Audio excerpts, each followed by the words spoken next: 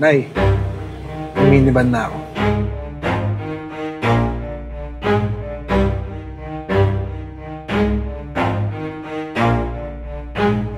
Magandang araw sa inyong lahat. O nga pala muli, si Jumbo. Dahil alam niyo na kung saan ako pupunta ngayon. Punta ako kay Boss Edwin ulit sa Benz 2Q. Kasi di ko alam kung anong mangyayari. Kasi may mga dapat pang gawin sa minivan ko na kailangan ko tumulong. Kasi kahapon, may mga parts pa rin na nilinis ko, inayos ko. So ngayon ata, medyo konti na lang yung gagawin. Pero hindi ko pa alam kung mauuwi ko ngayong araw yung minivan ko o hindi pa. So kaya pupunta rin ako ngayon doon para malaman ko kung ano ang magaganap. Let's go! So yan, may mga ikakabit pa pala ako. Hanapin ang dapat hanapin. Ikabit ang dapat ikabit.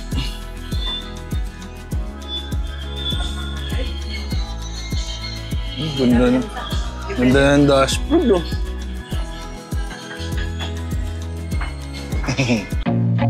I feel nauseous, believe me. Never had a lot of shit come easy.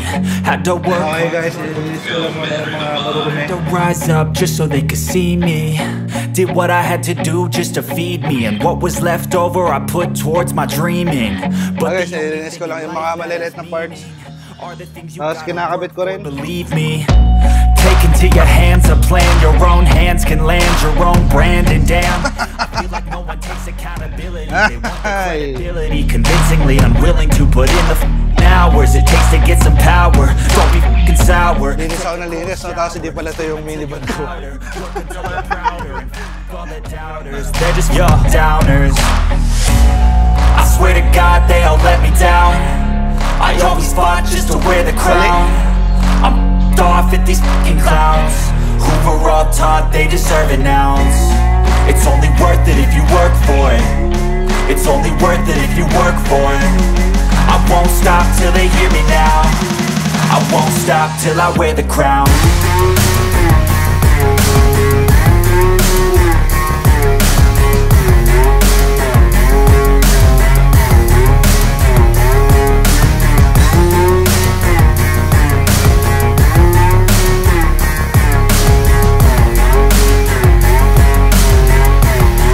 Medyo tapos na yung minivan, nilinis ko na rin yung mga dapat linisin. Pero meron pa mga dapat linisin na hindi ko nalinis na maigi. Siguro babalikan ko na lang. Tapos yun, nakabit na namin yung mga flarings na dapat ikabit, yung mga seatbelt, halos lahat na ikabit naman na. Tapos kinukuha na lang yung upuan, then tingin ko may uwi ko siya ngayon. Sana. Tingin mo, Ken? Ano? Mauwi ba siya? Siyempre. Tapos kakain muna tayo sa isa snack. Sa isa snack? Pwede. Pwede? Oo. Gutom na ako eh. Kita-kita ulit mamaya pagdating nung upuan nung minivan. Oh, wow! Andito talaga yung upuan. Panis. Ayan to. Bago yan.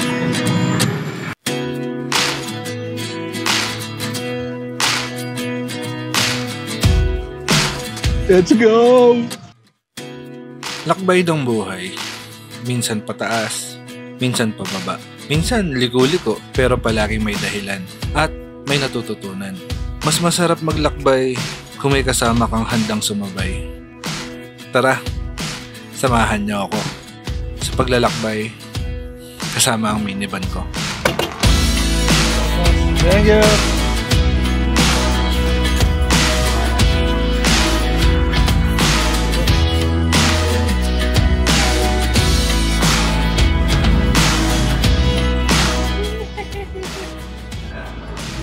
Guys, drive ko na yung minivan ko, guys.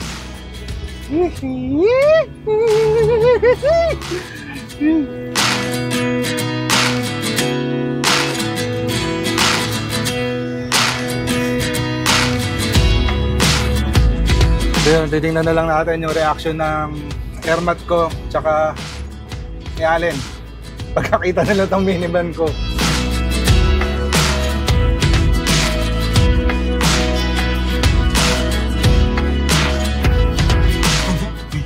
Uy!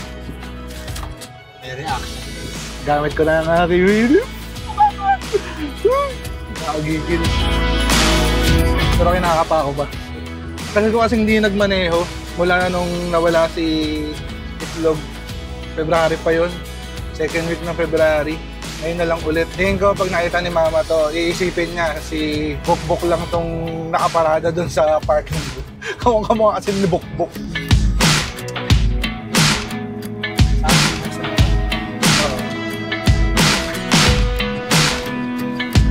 Ang sarap ng feeling. Ang sarap ng feeling. Tara na sa parking.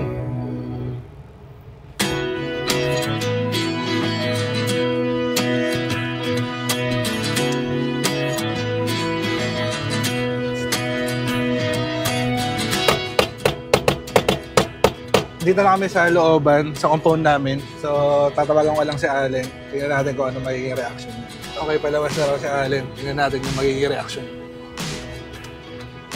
Tingnan natin kung lalagpas.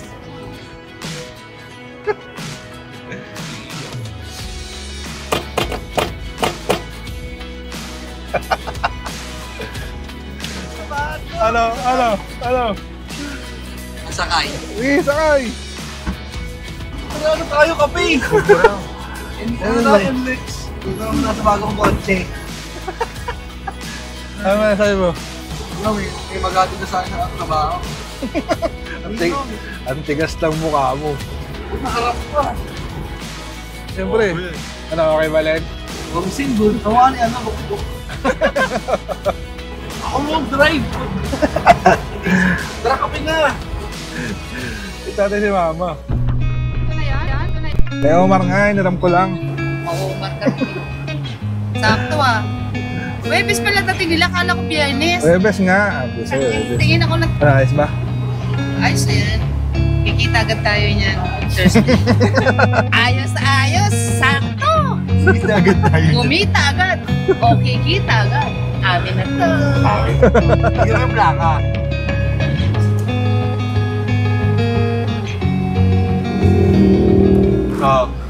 Ano ibig sabihin yan? Ang plaka, Merly, Mercy, BJ, Naring. Sakto.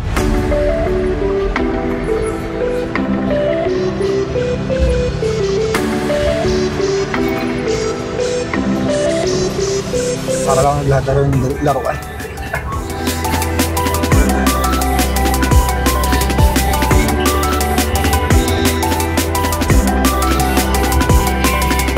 Kalimutan ka.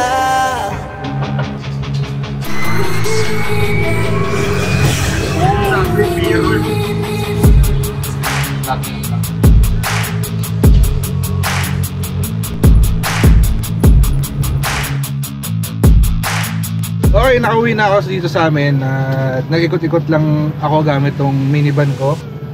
Straight na rin namin na ilabas yung minivan parang around 9:30, parang ganun. Kaya yun, pagdating dito sa bahay, nagpagas lang din. Ikot-ikot kami dito lang sa Valenzuela sa amin para matesting at magamay sa pagdadrive tong minivan ko. Dahil sobrang tagal na rin nung huli akong nag-drive. Nakita tayo bukas para mapakita ko rin sa inyo yung aking minivan. Okay, good night muna. Peace.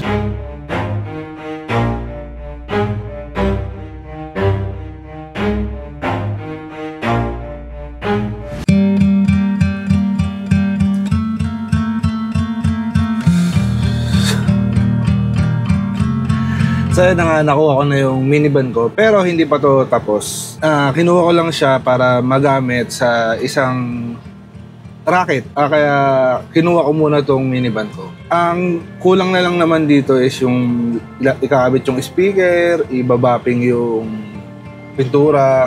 Ayun na lang naman yung mga kulang. Yun yung sa pagtulong ko sa pagbuo nito. Hindi siya ganun kadali.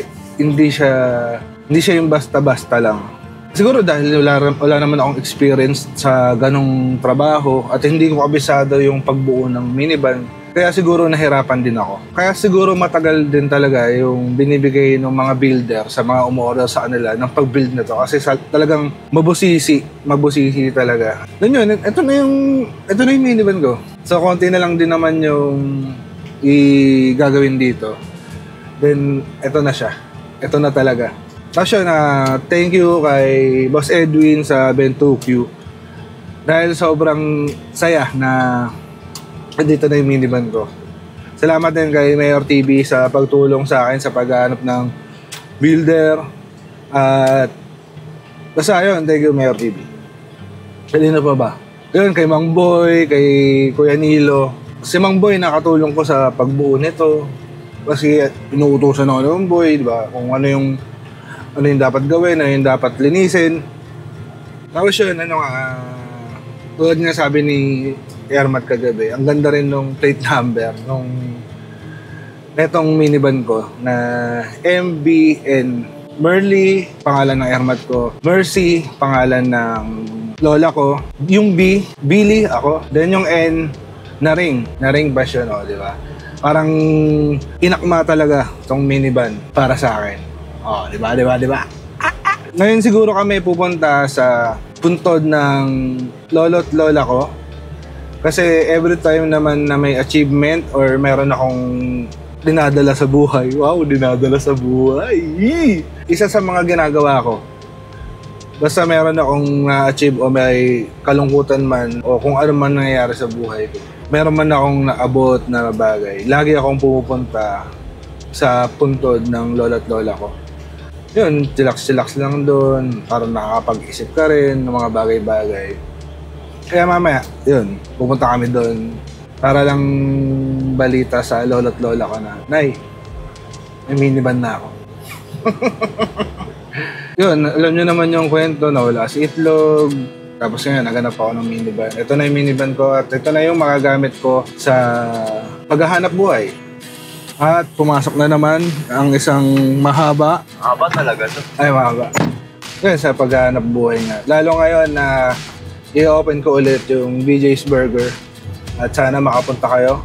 So, opening ako ng June 8. Pero inimbitahan ko muna yung mga kakilala ko at yung mga kaibigan ko. At hindi ko lang sigurado kung ma-upload to ng bago mag-June 8. Tapos yun, matitesting ko lang din to sa,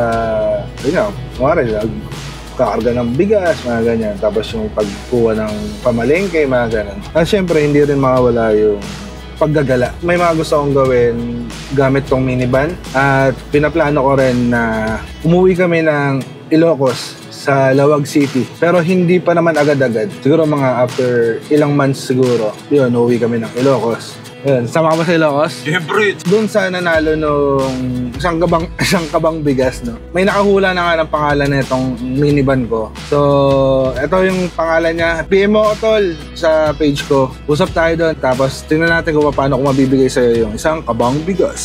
Muli ako si Jumbo at ito ang aking minivan na si Ratrat. Kami nga pala, si Jumbo, Ratrat, at ito ang maliit naming kwento. Peace out! Okay daw, sabi niya. Ganap pa lang ng party ka. Sige. Boss! Ano susunod, boss? Okay, bye. Chat siya.